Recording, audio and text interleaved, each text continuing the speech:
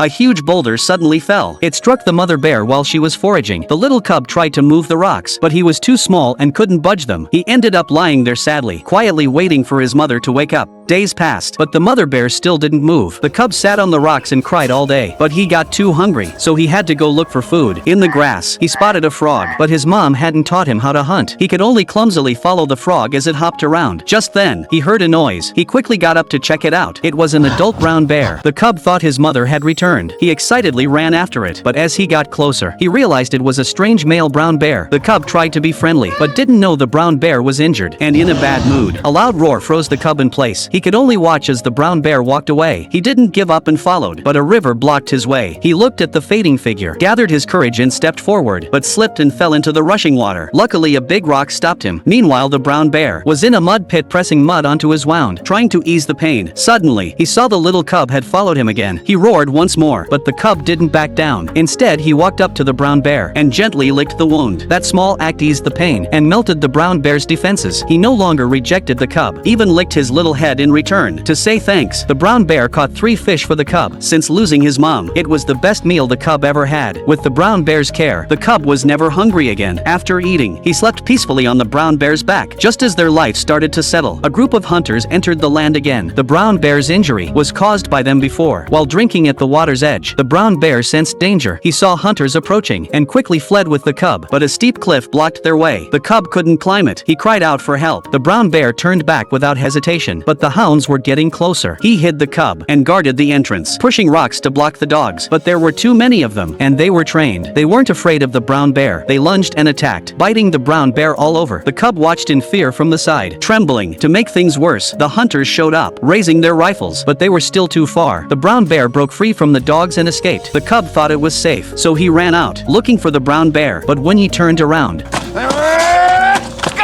the hunters had tied him up. The cub didn't know the danger. He innocently played with a nearby horse. His comical manner actually made the hunters around him laugh. At night, the cub suddenly became emotional. He had seen his mother's bear pelt. He tried desperately to get closer to her. The next morning, the hunters found the rope broken. They thought he had run off, but then they saw the cub sleeping quietly on his mother's pelt. A young hunter couldn't help but approach. He poured some milk into a bowl and placed it in front of the cub. Drawn by the smell, the cub began to lick it. The scene was so heartwarming. It stirred pity in the hunters. They decided to let the cub go and stop chasing the brown bear, but just as they were about to leave, the cub ran after them. The young hunter saw this and quickly rode toward him. The cub got scared and ran, but the hunter just wanted to tell him, never get close to humans again. This time, the cub found the brown bear again. It turned out he had been secretly watching over the cub all along. From that day on, they were never apart again.